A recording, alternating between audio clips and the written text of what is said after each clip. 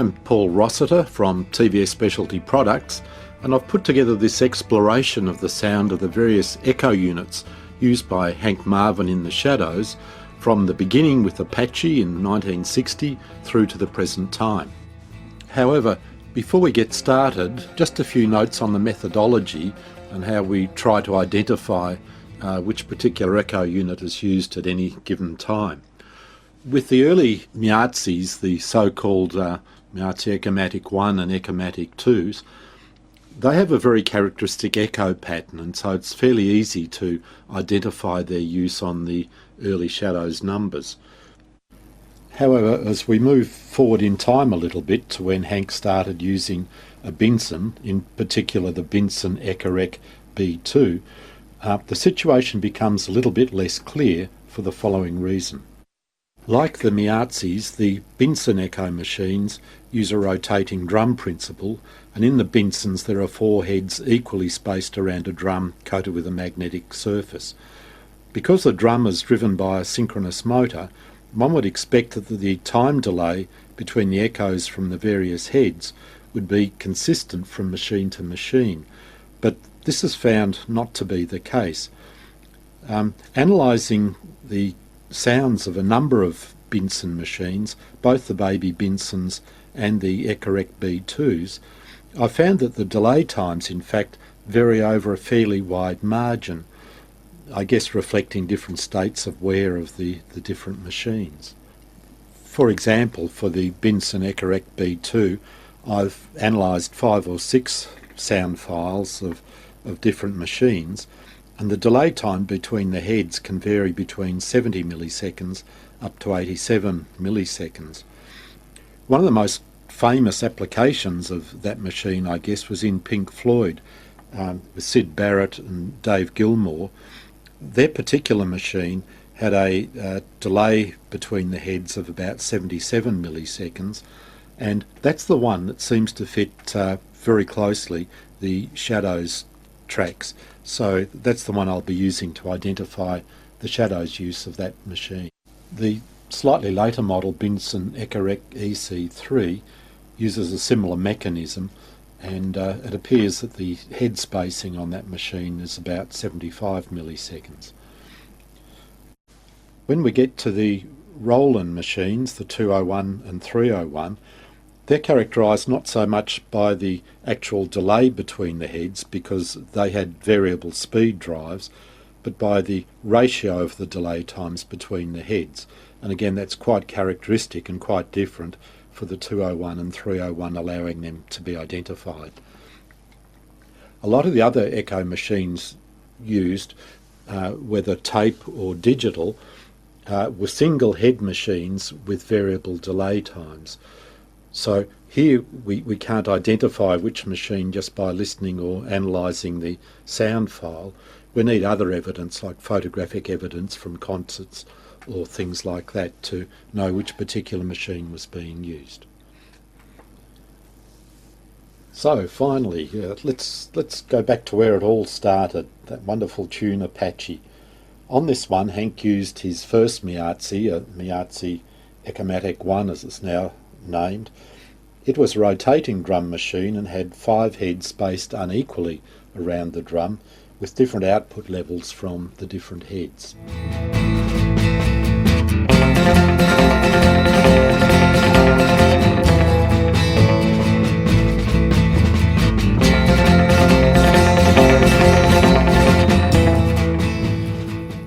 That machine was first used on Apache in June 1960, through to probably Blue Star in Feb 61.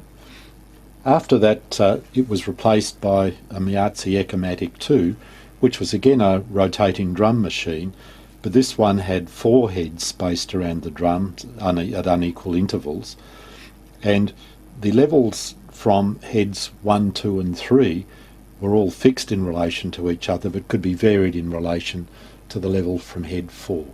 One of the notable examples of this, of course, was that wonderful tune, Wonderful Land.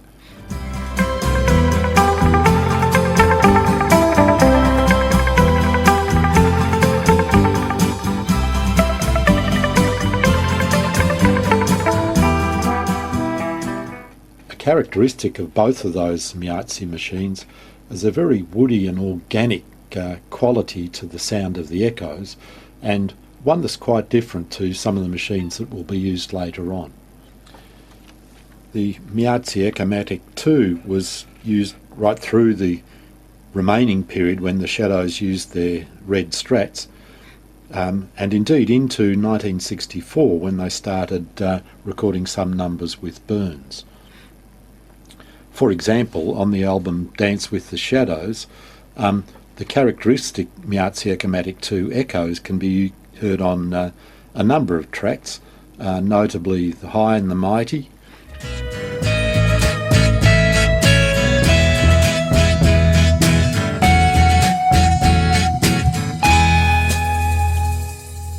In the Mood,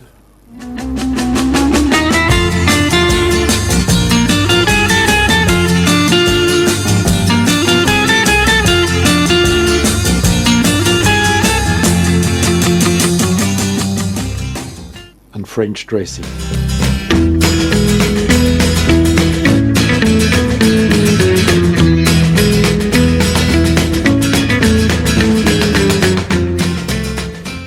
It was also very obvious in the Miracle, recorded on the 7th of April in 1964, and then through into 1965, at least the first half of 1965.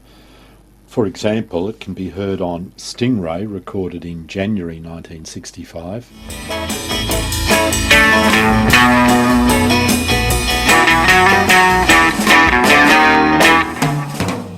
And also on a number of tracks from the album The Sound of the Shadows, put together in the first half of 1965.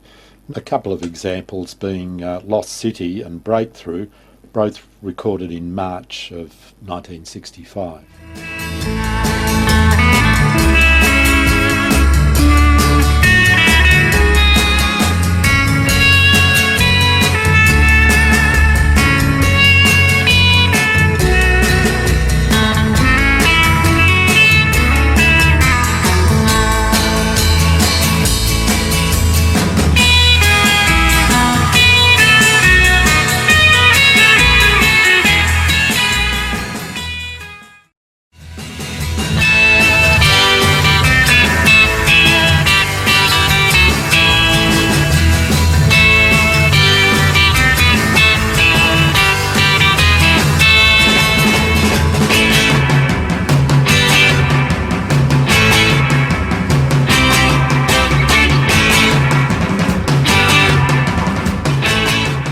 In that latter example, the echo unit's obviously being driven pretty hard, leading to a fair amount of compression and distortion on the echoes, another characteristic of the Meazzi echo machines.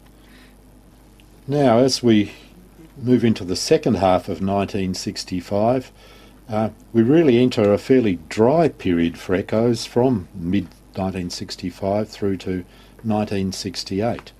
For example, on 3 albums recorded during that period, Thunderbirds O Go, from Hank, Bruce, Brian and John, and Jigsaw, there's no obvious echo used on any of the tracks.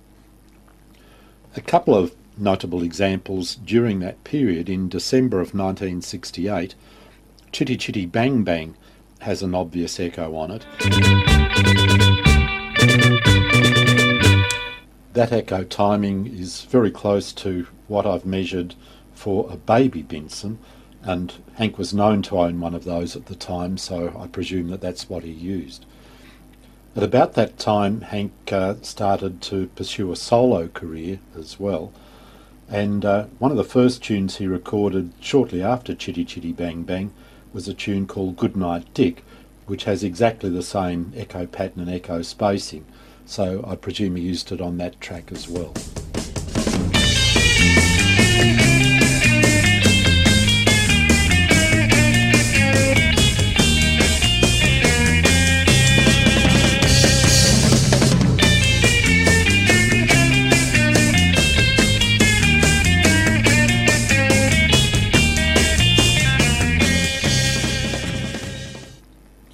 I'll include some comments here on the first solo album that Hank recorded, because it marks the introduction of a different machine, the Binson Echoplex B2, that was then subsequently used by the Shadows.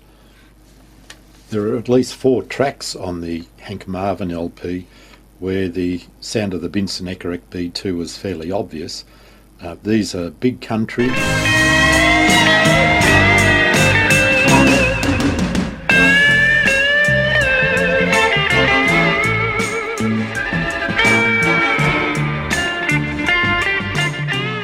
Love and Occasional Rain,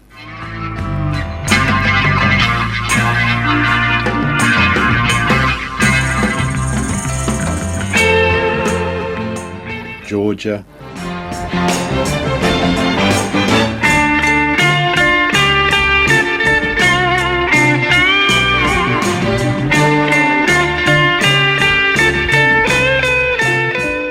and Tokyo Guitar.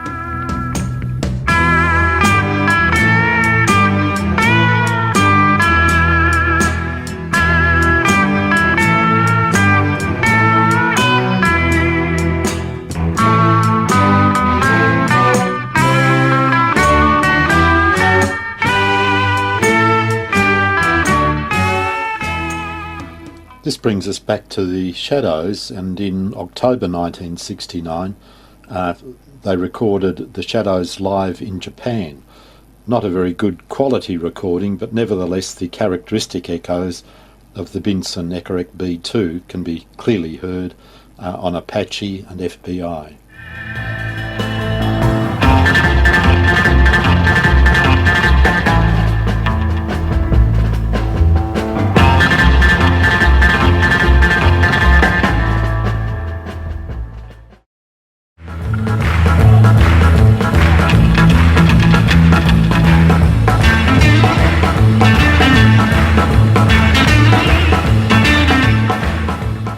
This brings us up to 1970. One of the albums recorded then was Shades of Rock, but there's no obvious use of echo machines. In August 1970, Marvin, Welsh and Farah were formed, and Hank used the Binson Echoplex B2 throughout that period. It's also worth noting that around 69-70, Hank started to explore a lot of other effects, chorus and phasing, multi-tracking, and seemed to be going that way rather than making echoes a feature of his sound, at least on recorded material. Instrumentals were pushed way into the background during that Marvin, Welsh and Farah period, taking us up to 1972, when the Burns, due to some misfortune, also left the scene. And also, of course, since about 1971, they were using Jennings Musical Instruments amplifiers, Jennings having split from Vox. In 1973, the Shadows came back together again as a group and started to put out a few recordings. Also, Hank acquired that famous black Strat, or the Strat that became black throughout its life, and started to experiment with different pickup combinations. And I think this contributed to quite a marked shift in his recorded sound. The first album, put together in early 1973, was Rockin' with Curly Leads, and there's a number of tracks on this album where the echo is again starting to become featured. A couple of tracks where it's notable is Jungle Jam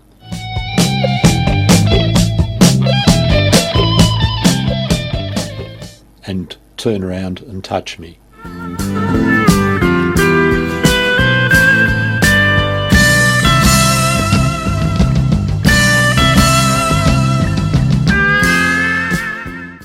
However, here the echo timing is different to the Binson Echoplex B2 and probably marks the introduction of Hank's use of the Maestro Echoplex.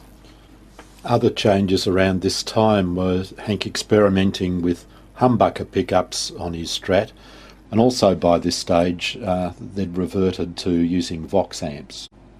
Hank used the Echoplex to good effect to get a singing quality back into some of his slower numbers, but being a single head machine with feedback off that head, where it fell down was where they tried to play some of their old numbers, as evident here in Wonderful Land, which was performed on the John Peel Sounds on Sound Sunday show in March 1974.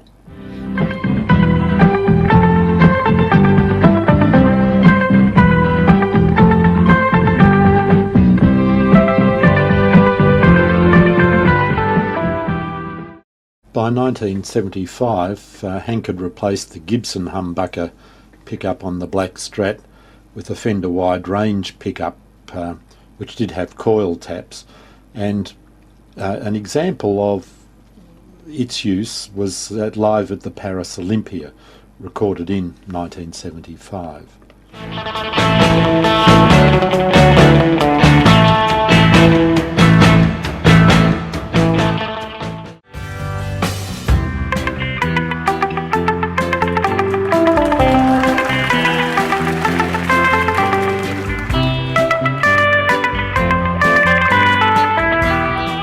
Again, the limitations of the single head Maestro Echoplex on Wonderful Land are fairly apparent.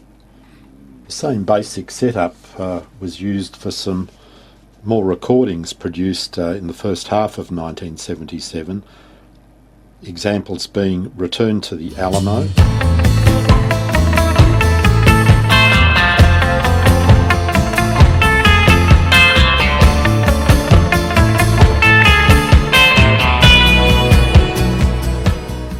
Another Night,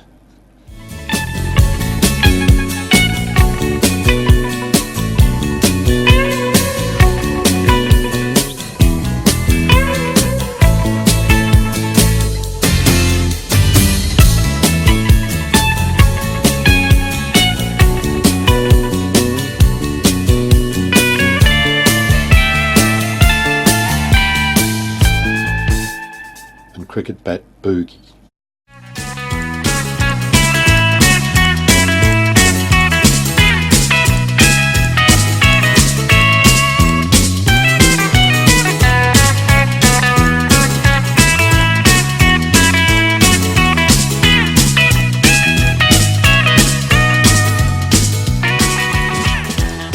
All again using the Maestro Echoplex.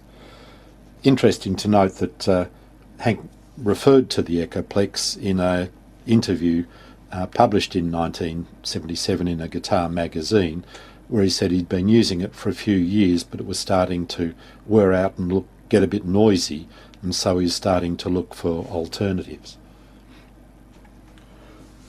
By 1978, Hank had found that replacement in a Roland RE201. Its use, for example, is evident in the London Palladium Thank You Very Much concert, where a number of photographs show it in the background behind Hank, and its sound can be heard on Atlantis,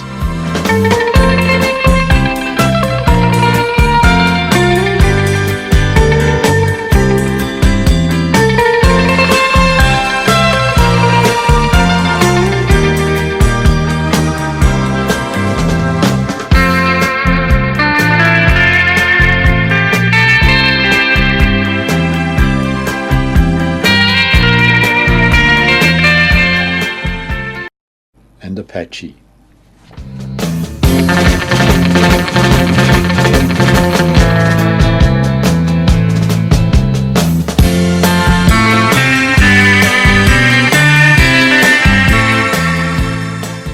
By this stage, Hank had replaced the Fender wide range humbuckers in the black Strat with single coil pickups, and it's hard to say how much that's affecting the quality of the sound, but one thing that does seem to be characteristic of this Roland 201 period is the slightly metallic sound that's evident on all the tracks that use the 201.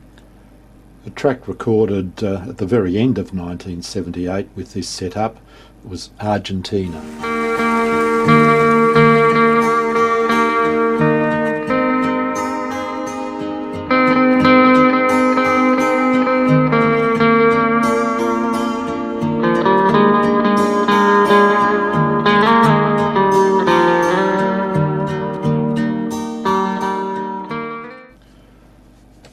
number of tracks were put out in 1979, including Cavatina,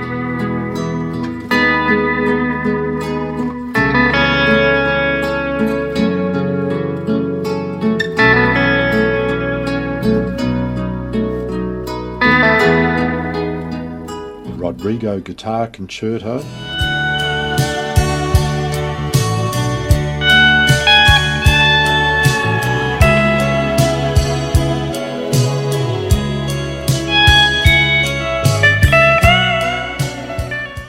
the remake of the lead on God Only Knows,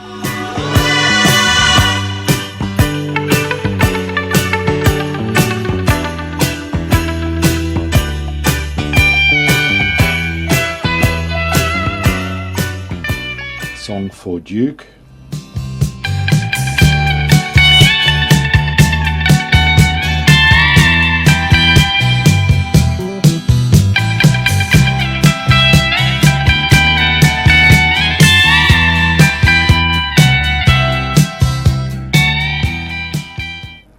Heart of Glass,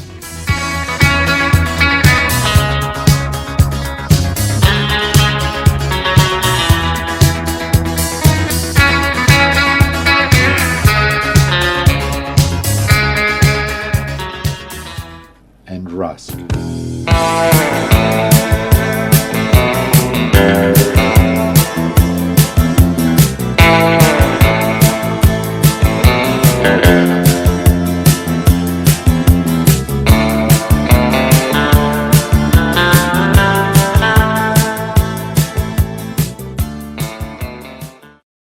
From the echo timing of all of these tracks, it's likely that they were recorded using the Roland 201. However, around mid-June 1979, Hank also started using the Binson EC3. It was certainly seen on the 1979 UK tour and in photographic evidence from that tour. And apparently in a conversation with Charlie Hall, he recalled that he thought he'd used the EC3 on either Cavatina or Argentina. The difficulty with this is the timing of the EC3 is very similar to the B2 Binson, and that timing doesn't match either Argentina or Cavatina, so I guess that's just another one of the many conundrums. Also during 1979, Riders in the Sky was recorded twice, firstly sometime in the first half of 1979 for the String of Hits album, and then on 29th of November 1979 for the single. Both of these recordings feature the same echo timings. Unfortunately, it doesn't help clarify which unit might have been used, because the Roland RE201, using heads 1 and 3 in the variable motor speed, actually gives very close to the same timings as the Binson EC3. So, in fact, either of those machines could have been used on Riders.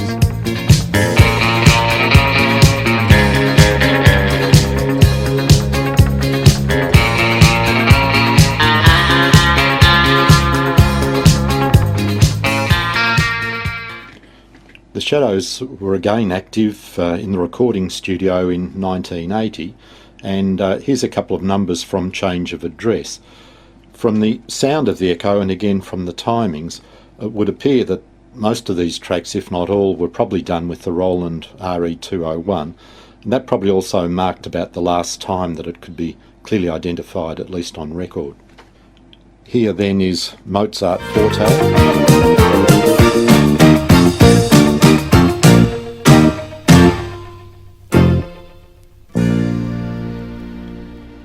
Temptation,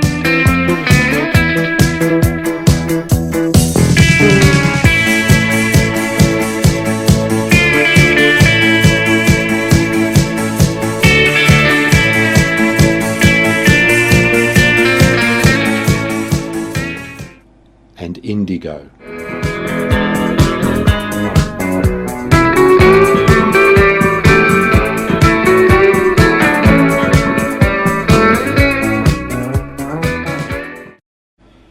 During this period, Hank acquired the 1958 Stratocaster from Patrice Bastien in France, and this may account for some of the tonal changes, perhaps noticed mostly on Mozart Forte of those previous tracks.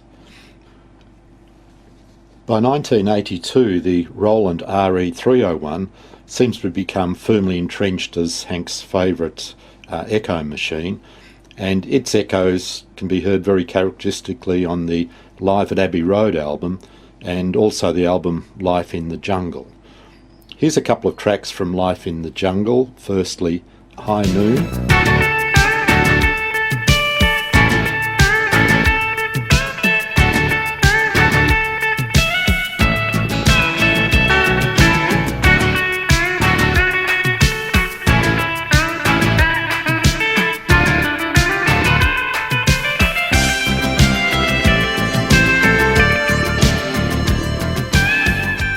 Theme from Missing.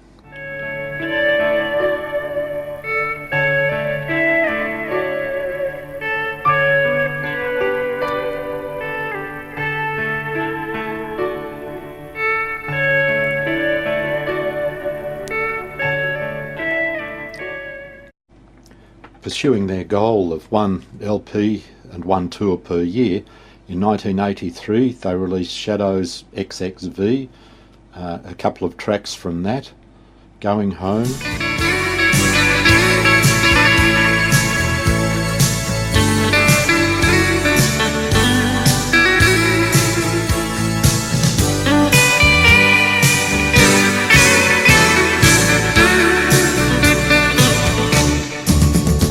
Queen of Hearts,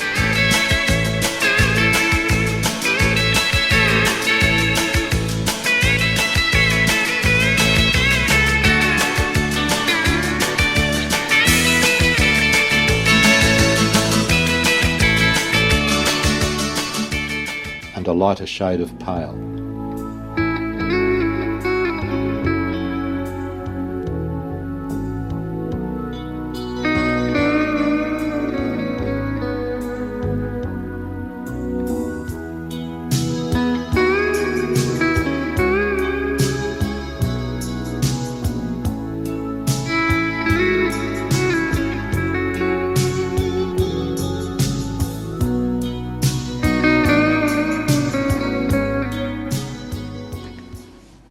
In most of these cases, Hank was using the Roland RE201 to enhance the singing nature of his more melodic style at this stage.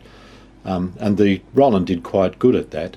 Where it did fall down was when they tried to play live concerts and play some of their older numbers. Jumping ahead to 1986 saw the Shadows recording Moonlight Shadows album, and a couple of tracks from that, Moonlight Shadows,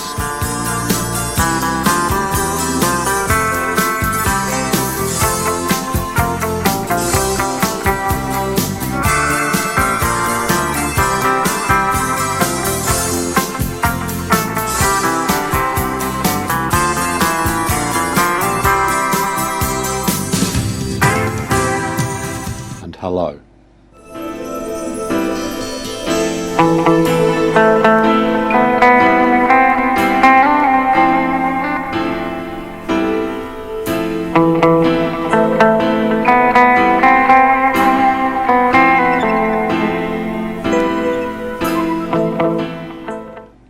All of these tracks have echoes and echo patterns that can clearly be ascribed to the Roland RE201. We might also note that by this stage Hank was probably using his Mesa Boogie Mark II-C amplifier, which he seemed to use up until the late 1980s or 1990. An intriguing track put out in 1987 was The Snowman, or Walkin' in the Air. Here they have appeared to have used two separate echo machines, one to produce a delay and then the second to produce the actual echoes. And the echoes in the left channel, centre channel and right channel are intriguingly all different, so they obviously spent a lot of time putting this track together to get that very spacious sound to it.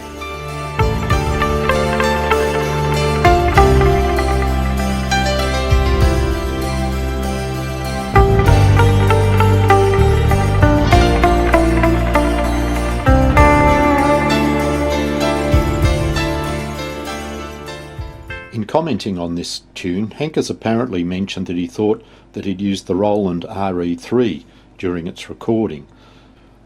That could have been used to produce either the initial delay before the echoes or the following echoes. Alternatively, the Roland RE201 could have been used to produce an initial delay and then this unit the echoes. We don't know which way round it was. Moving forward to 1989, Hank by that stage had acquired the first of his three Fender Custom Shop Strats, and there were two albums which bring out very well again the qualities of the RE201.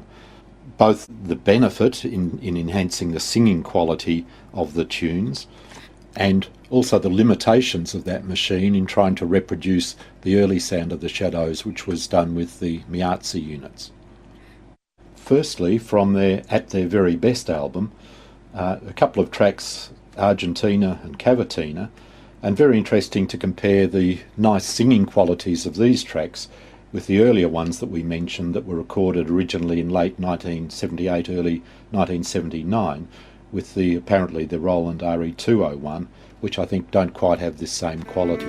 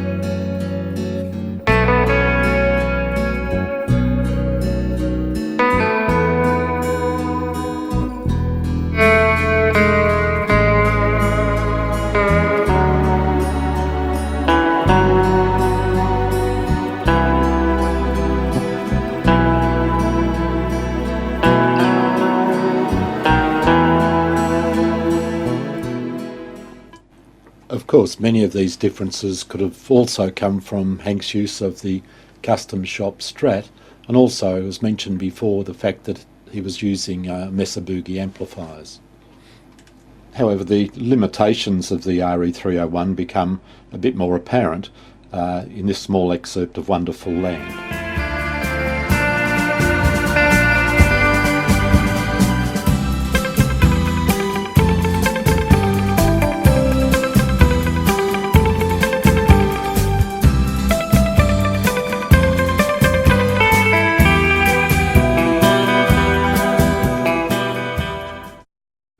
Sadly, at the end of the 1990 tour that ended in December, the Shadows effectively went their own ways, although there was never a formal statement that they had disbanded. From 1991 to 1996, Hank made a number of solo appearances and also albums, and these appeared to have still used the Roland RE201. For example, from 1994, where he appeared live with Mark Knopfler and did Wonderful Land, the characteristic RE201 echo pattern can again be heard.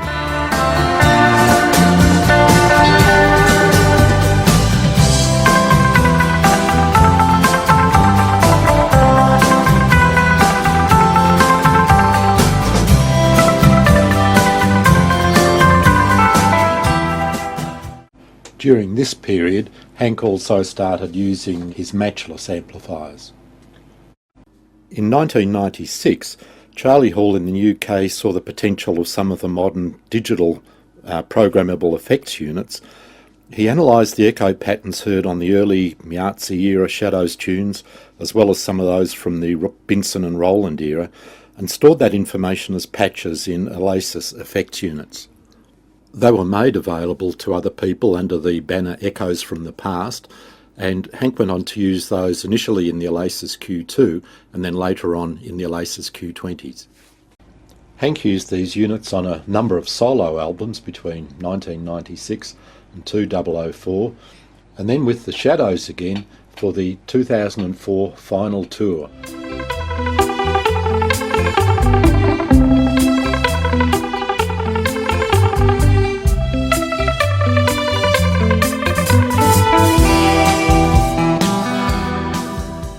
At last, and for the first time in a long while, Shadows fans could hear again those lovely rippling echoes that they became familiar with in the 1960s. Here Hank was using a KCP amplifier, and over the next year or so went on to use that, the Pinnacle, and also some Vox AC36 top boosts. Finally, for the 2009 reunited tour with Cliff, Hank chose to use the TVS3 echo unit developed in Australia. Like the Oasis units, this can be programmed to reproduce various echo patterns, but the sound path uses entirely analogue technology and incorporates valves or tubes to faithfully reproduce the warmth and sound of the early Meazzi echo units that we've all grown to love. Here's a brief excerpt of Wonderful Land, taken from the DVD of that 2009 concert.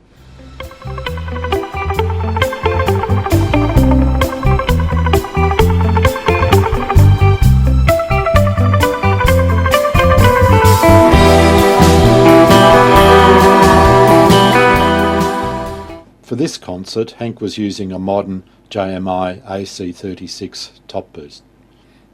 The real advantage of the TVS3 is more apparent under studio conditions, and here's a short take that we did of Wonderful Land for our recent videos on that sound.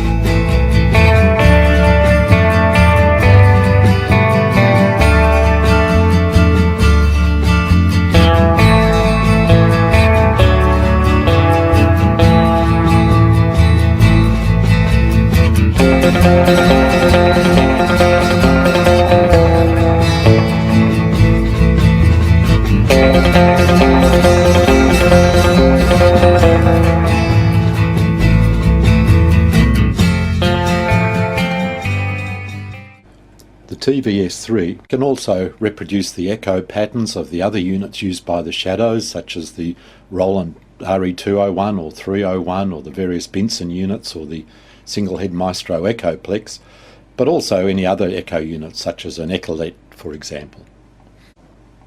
So we've finally come the full circle from Apache, recorded with a Meazzi 1 in 1960, to a unit that now reproduces very closely those original sounds. I hope you've enjoyed this historical ramble through the various echo units used by the Shadows. In some cases it's impossible to be definitive about exactly what unit was used when, because as with much of their equipment there were periods of overlap, but I think we're now starting to get a better handle on what was used when. If anybody's interested in listening further to the tracks produced using a TVS3, they're available in the jukebox on the TVS website.